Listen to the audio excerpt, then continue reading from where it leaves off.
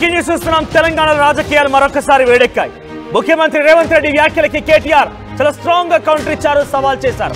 నిన్న కాంగ్రెస్ పార్టీ చాలా ప్రతిష్టాత్మకంగా తీసుకున్నటువంటి గ్రామ శాఖ అధ్యక్షుల కార్యక్రమాన్ని అటు మల్లికార్జున ఖర్గే ఏఐసీసీ అధ్యక్షుడు హాజరయ్యారు. ఎల్బీ స్టేడియం వేదికగా ఈ కార్యక్రమం జరిగింది. అయితే ముఖ్యమంత్రి రేవంత్ రెడ్డి మాట్లాడుతూ ఎవరైనా రైతు రాజ్యం అని చెప్పి చర్చకు వస్తే నేను సిద్ధంగా ఉన్నాను, ఎవడొస్తాడు రండి అన్నట్టుగా సవాల్ చేశారు.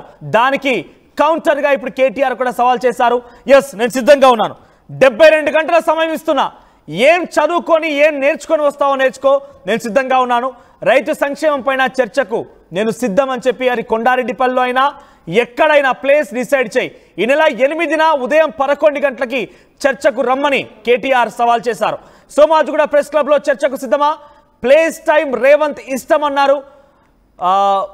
ఇటు ముఖ్యమంత్రి రేవంత్ రెడ్డికి చాలా స్ట్రాంగ్ గా కౌంటర్ ఇస్తూ ప్లేస్ నువ్వు చెప్పినా సరే నన్ను చెప్పమన్నా సరే, అడ్రస్ నువ్వు చెప్పినా సరే నన్ను చెప్పమన్నా సరే, టైం నువ్వు చెప్పినా సరే నన్ను చెప్పమన్నా సరే, ఎక్కడైనా సిద్ధమైన రకంగా చాలా స్ట్రాంగ్ గా కేటీఆర్ ముఖ్యమంత్రిని ఉద్దేశించి కౌంటర్ ఇచ్చారు.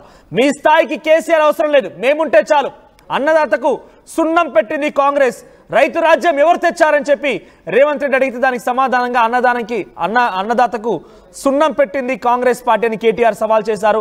అంతకంటే ముందు రేవంత్ రెడ్డి చర్చకు సిద్ధమా అని చెప్పి కేసీఆర్ కి సవాల్ చేశారు. కేసీఆర్, కేటీఆర్, మోదీ, కిషన్ రెడ్డి ఎవరైనా సరే నాతో చర్చకు రండి అని చెప్పి సవాల్ చేశారు. ఒకసారి ఆ ఇద్దరు వర్షన్ ఎవరేమన్నారో చూద్దాం. అయినా సరే అలా ఎవరైనా సరే నేను సవాలు విసురుతున్నా, అది ఢిల్లీలో ఉండే మోడీ అయినా సరే, గల్లీలో ఉండే కేడీ అయినా సరే, చర్చ పెడతాం. పార్లమెంటులోనా, అసెంబ్లీలోనా, రైతు రాజ్యం ఎవరు తెచ్చిండ్రు, రైతులకు అండగా నిలబడ్డది ఎవరు తేల్చుకుందాం. రాండి చర్చలకు. కేసీఆర్ వస్తాడు, కేటీఆర్ వస్తాడు, కిషన్ రెడ్డి వస్తాడు, నరేంద్ర మోడీ వస్తాడు, కాంగ్రెస్ పార్టీ కార్యకర్తలను తీసుకొని నేను వస్తా అని సూటిగా సవాలు విసురుతున్న మిత్రులారా. ఈజీ కదా బూతులు మాట్లాడడము, డైలాగులు కొట్టడం, గుడ్డలు ఉడదీస్తా అనడము, గుడ్డలు ఉడదీస్తేనే ఇందిరమ్మ గొప్పతనం తెలుస్తుంది అనడము, ఇవన్నీ చాలా ఈజీ.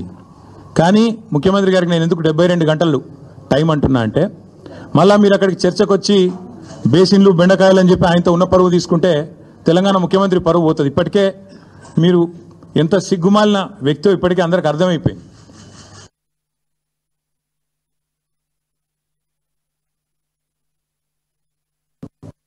ముఖ్యమంత్రి ముచ్చటపడుతుండు కాబట్టి ఇప్పుడైనా ఎప్పుడైనా ఎక్కడైనా మేము రెడీ చర్చకు. నేను ముఖ్యమంత్రి గారు పేరు తీసుకొని మరీ పిలిచిండు.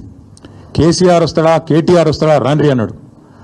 నీకు కేసీఆర్ అంత లేదు కానీ మేము చాలు నీకు, వస్తాం, మీరు ఎక్కడ పెడతారో పెట్టండి, వస్తాం. కాకపోతే మేమంటే ఎప్పటికప్పుడు రెడీగా ఉంటాం, ఎందుకంటే ఇలా 10 ఏళ్ళు మునిగి తేలిన వాళ్ళం కాబట్టి మేము ఎప్పుడు రెడీ. కాకపోతే మీకు కొద్దిగా ప్రిపరేషన్ టైం కావాలి, మాకు తెలుసు.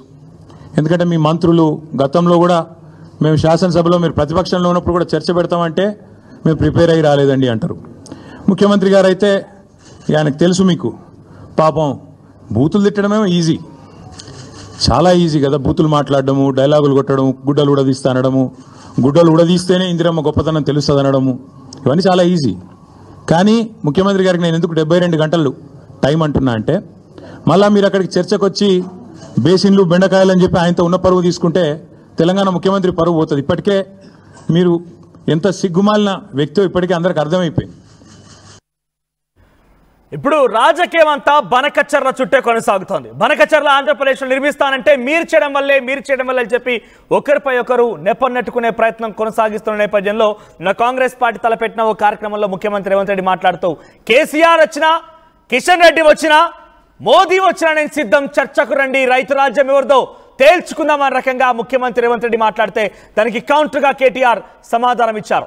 72 గంటల సమయం కావాలని నేను మీకే సమయం ఇస్తున్నా, మేము 10 ఏళ్ల పాటుగా ఇక్కడే ఉన్నాం కాబట్టి ఇక్కడ ఏం జరిగిందో మాకు తెలుసు, అంతా కూలంకషంగా మేము చర్చిస్తాం. కానీ మీరే మళ్ళీ వచ్చి బేసిన్లు బెండకాయలంటే పరువు పోతుంది, అలా మాట్లాడకుండా మీరు ప్రిపేర్ అయ్యి రండి అని చెప్పి చెప్తున్నారు. ఒకసారి నేను మిమ్మల్ని కోరుతున్నా, మీరు చెప్పండి, రేవంత్ రెడ్డితో చర్చకు ఎవరు రావాలి, కేసీఆర్, కేటీఆర్, ఎవరితో రేవంత్ రెడ్డి చర్చ పెట్టాలి?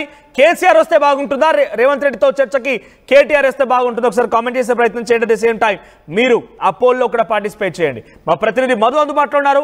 మధు, ఏంటి చర్చకి ఎటువంటి సిచ్యువేషన్, అంటే ఈ చర్చకి నిజంగానే తావించే విధంగా ఉందా? ఈ సవాల్ని రేవంత్ రెడ్డి స్వీకరించే అవకాశం ఉందా? అంటే ఎగ్జాక్ట్ నిన్న జరిగినటువంటి సమావేశంలో ముఖ్యమంత్రి రేవంత్ రెడ్డి ఛాలెంజ్ విసిరారు, చర్చకు రావాలి,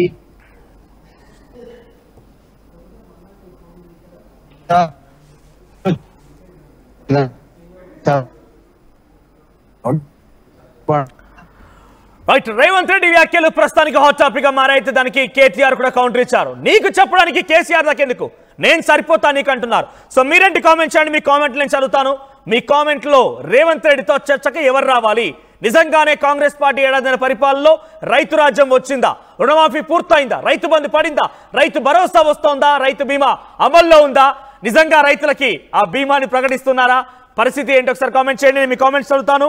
ఇక్కడ ఎస్ఎస్ఎన్ కామెంట్ చేశారు, ల్యాండ్ రేట్స్ లేబర్ రేట్స్ పెరిగాయి, బట్ రైతులు పండించే పంట ధర అంత బాగా పెరగలేదు. మీరే చెప్పాలి ఎలా ఉంది రైతుల పొజిషన్ అని. మీరు కామెంట్ చేయండి, మీ కామెంట్స్ చదువుతాను. సో రైతుల పొజిషన్ ప్రజెంట్ ఎలా ఉంది?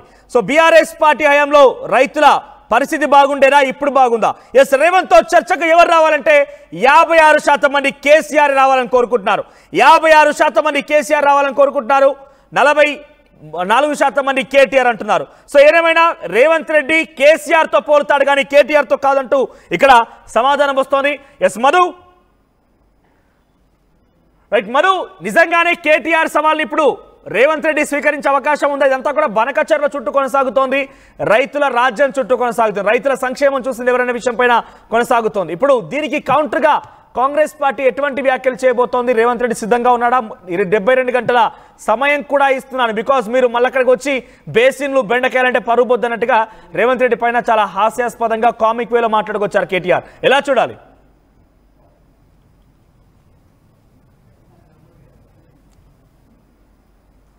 రైట్ మధు,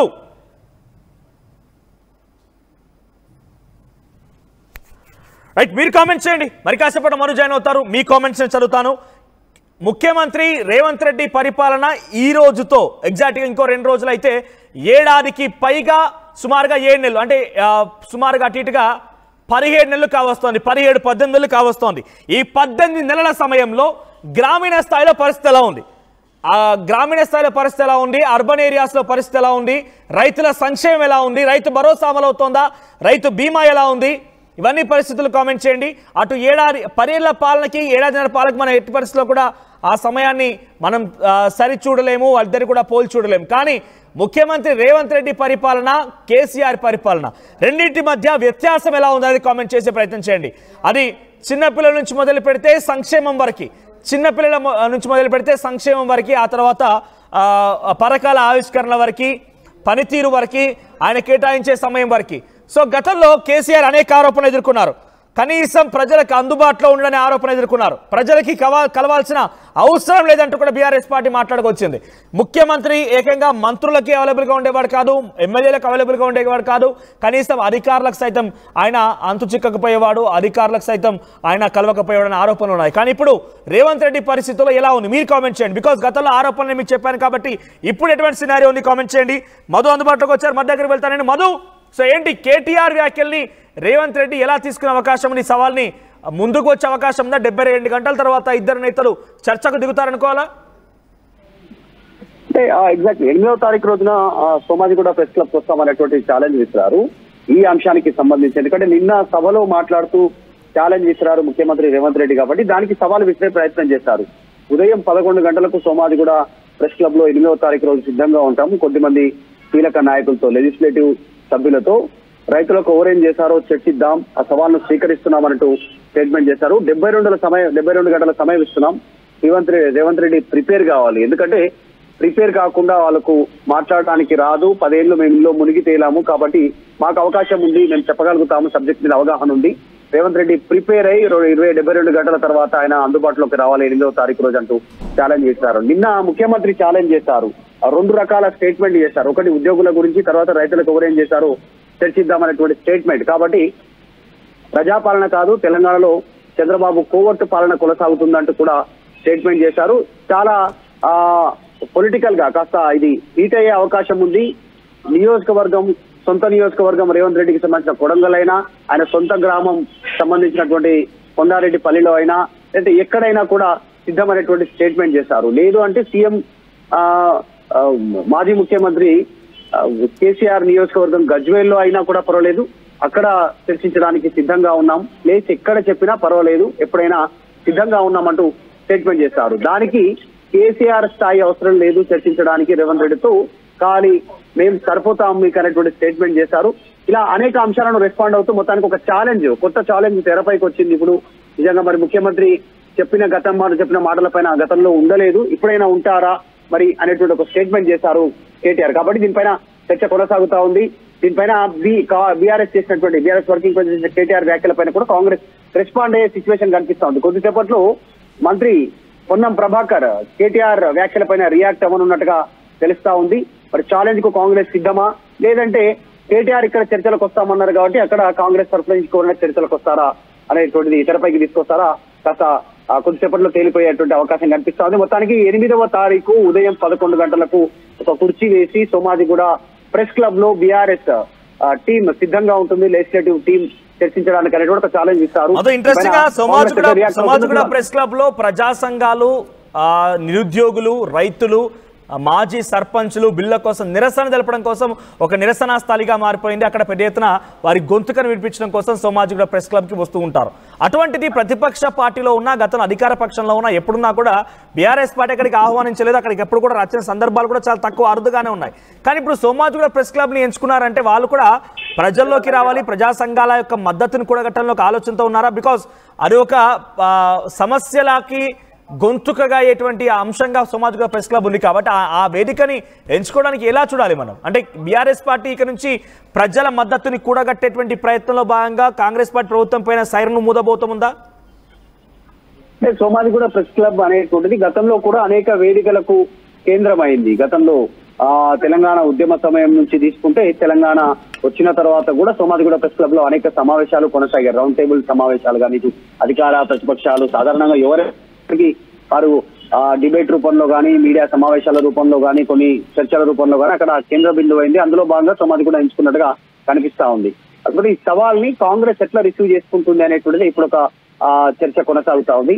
మరి ముఖ్యమంత్రి నిన్న చేసినటువంటి చర్చ పైన, మరి చర్చకు నిజంగానే కేటీఆర్ ఆహ్వానించినట్టు చర్చకు సిద్ధం అంటూ కేటీఆర్ ఓకే అంటూ ఛాలెంజ్ విసురుతా ఉన్నారు. కాబట్టి దీనిపైన కాంగ్రెస్ ఎట్లా రియాక్ట్ అవుతుంది, ఎవరు వస్తారు చర్చలకు, ఏ సమాధానం ఉంటుంది అనేటువంటిది తెలిపనుంది. లెక్కలతో సహా బయట పెడతామనేటువంటిది అటు అధికార పార్టీ డైరెక్ట్ గా ముఖ్యమంత్రి చెప్తా ఉన్నారు. ఎవరికి ఎంత చేశాము, ఇప్పటివరకు రైతుల కోసం ఎంత సహాయం చేశాము, ఎన్నిసార్లు నిధులు విడుదల చేశాము, దాంతో పాటు 8,000 ఉద్యోగాలు ఇచ్చాము, అధికారంలోకి వచ్చిన తర్వాత ఎంత అభివృద్ధి జరిగింది అనేటువంటి వాళ్ళు చెప్తా ఉన్నారు.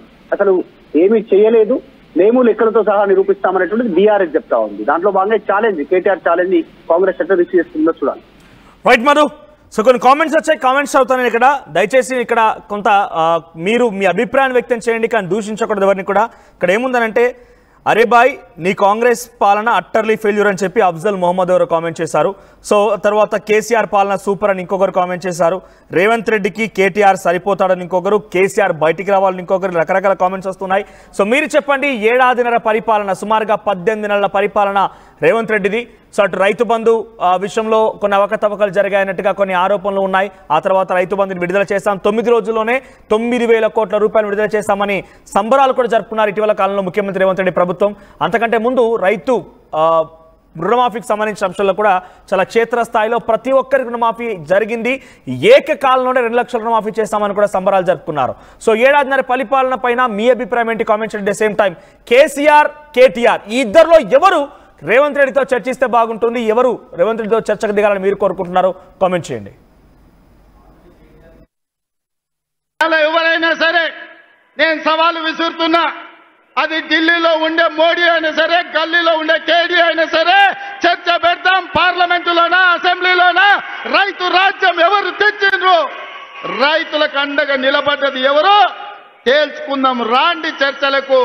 కేసీఆర్ వస్తాడు, కేటీఆర్ వస్తాడు, కిషన్ రెడ్డి వస్తాడు, నరేంద్ర మోడీ వస్తాడు, కాంగ్రెస్ పార్టీ కార్యకర్తలను తీసుకొని నేను వస్తా అని సూటిగా సవాలు విసురుతున్న మిత్రులారా. కాబట్టి ఇప్పుడైనా ఎప్పుడైనా ఎక్కడైనా మేము రెడీ. చర్చకు నిన్న ముఖ్యమంత్రి గారు పేరు తీసుకొని మరీ పిలిచిండు. కేసీఆర్ వస్తాడా, కేటీఆర్ వస్తాడా, రాన్రి అన్నాడు. నీకు కేసీఆర్ అంత లేదు కానీ మేము చాలు నీకు వస్తాం, మీరు ఎక్కడ పెడతారో పెట్టండి వస్తాం. కాకపోతే మేమంటే ఎప్పటికప్పుడు రెడీగా ఉంటాం, ఎందుకంటే ఇలా 10 ఏళ్ళు మునిగి తేలిన వాళ్ళం కాబట్టి మేము ఎప్పుడు రెడీ. కాకపోతే మీకు కొద్దిగా ప్రిపరేషన్ టైం కావాలి, మాకు తెలుసు. ఎందుకంటే మీ మంత్రులు గతంలో కూడా మేము శాసనసభలో మీరు ప్రతిపక్షంలో ఉన్నప్పుడు కూడా చర్చ పెడతామంటే మేము ప్రిపేర్ అయ్యి రాలేదండి అంటారు. ముఖ్యమంత్రి గారు అయితే ఆయనకు తెలుసు, మీకు పాపం బూతులు తిట్టడమేమో ఈజీ, చాలా ఈజీ కదా. బూతులు మాట్లాడడము, డైలాగులు కొట్టడము, గుడ్డలు ఉడదీస్తా అనడము, గుడ్డలు ఉడదీస్తేనే ఇందిరమ్మ గొప్పతనం తెలుస్తుంది అనడము, ఇవన్నీ చాలా ఈజీ. కానీ ముఖ్యమంత్రి గారికి నేను ఎందుకు 72 గంటలు టైం అంటున్నా అంటే, మళ్ళీ మీరు అక్కడికి చర్చకు వచ్చి బేసిన్లు బెండకాయలు అని చెప్పి ఆయనతో ఉన్న పరువు తీసుకుంటే తెలంగాణ ముఖ్యమంత్రి పరువు పోతుంది. ఇప్పటికే మీరు ఎంత సిగ్గుమాలిన వ్యక్తో ఇప్పటికే అందరికి అర్థమైపోయింది. షుగర్ పేషెంట్స్ చపాతీ రోటీ కాకుండా సంతృప్తిగా రైస్ కూడా తినవచ్చు. Doctor rice, sugar free rice, doctor rice, diabetic rice, sugar pension బియ్యం, డాక్టర్ రైస్. తెలుగులో న్యూస్ కి ఫాస్టెస్ట్ యాప్ ఇప్పుడు టోటల్లీ న్యూ అవతార్ లో జస్ట్ 5 seconds లో కంప్లీట్ న్యూస్. సోషల్ మీడియాలో ట్రెండ్స్ కి one stop solution. Live TV app voice search option తో ఇప్పుడే డౌన్లోడ్ చేయండి లేదా అప్డేట్ అయిపోండి. యాప్ లింక్ డిస్క్రిప్షన్ లో ఉంది.